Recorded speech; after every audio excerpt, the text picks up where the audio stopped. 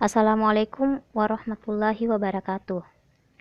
Perkenalkan, nama saya Musdalifah dari Institut Agama Islam Negeri Parepare, Prodi Perbankan Syariah. Nah, di sini saya akan memaparkan materi terkait komunikasi antar budaya. Dilihat sekarang ini, kehidupan bermasyarakat tidak bisa lepas dari pertemuan antar budaya.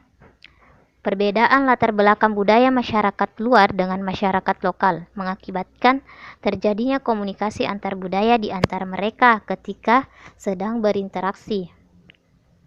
Banyak hal yang perlu diperhatikan dalam berkomunikasi dan berinteraksi dalam budaya yang berbeda. Perbedaan latar belakang budaya memiliki pengaruh kuat terhadap munculnya kecemasan dan ketidakpastian yang berpotensi menimbulkan kesalahpahaman yang menjadi kendala dalam proses adaptasi dalam komunikasi antar budaya. Komunikasi antar budaya terjadi manakala bagian yang terlibat dalam kegiatan komunikasi tersebut latar belakang budaya pengalaman yang berbeda yang mencerminkan nilai yang dianut oleh kelompoknya berupa pengalaman, pengetahuan, dan nilai. Ketika masa adaptasi budaya dilakukan, secara bersamaan juga dilakukan proses akulturasi budaya. Akulturasi budaya adalah menemukan hubungan interpersonal, efek dari kontak budaya, dan proses penyesuaian diri seseorang terhadap budaya baru, identifikasi budaya, pertemanan antar budaya, dan keterlibatan dalam suatu budaya merupakan faktor-faktor yang memiliki kontribusi pada adaptasi.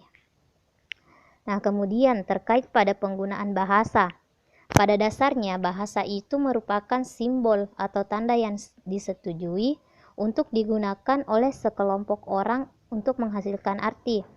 Menurut Sasalman, menyatakan bahwa budaya manusia dengan segala kerumitannya tidak akan berkembang dan tidak dapat dipikirkan tanpa bantuan bahasa. Sedangkan menurut Carroll mengatakan bahwa sepanjang bahasa berbeda caranya dalam menyimbolkan suatu pengalaman objektif, pengguna bahasa cenderung untuk memilih dan membedakan pengalaman secara berbeda sesuai dengan kategori yang ada pada bahasa mereka masing-masing. Selain itu, dikenal pula adanya komunikasi nonverbal. Komunikasi ini menjadi sebuah upaya yang dilakukan dalam menghadapi persoalan bahasa yang terjadi.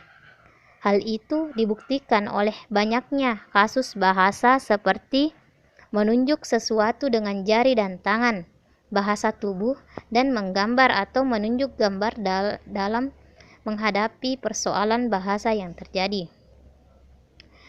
Nah, adapun fungsi dari komunikasi antar budaya yaitu yang pertama, menyatakan identitas sosial.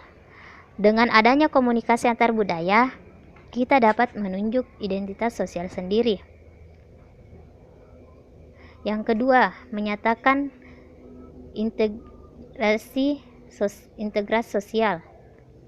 Komunikasi antar budaya dapat menyatukan dan mempersatukan antar pribadi dalam interaksi tersebut. Kemudian yang ketiga, menambah pengetahuan.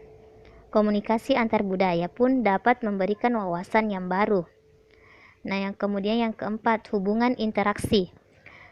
Selain itu, komunikasi antar budaya juga dapat menciptakan hubungan yang komplementer serta hubungan yang selaras.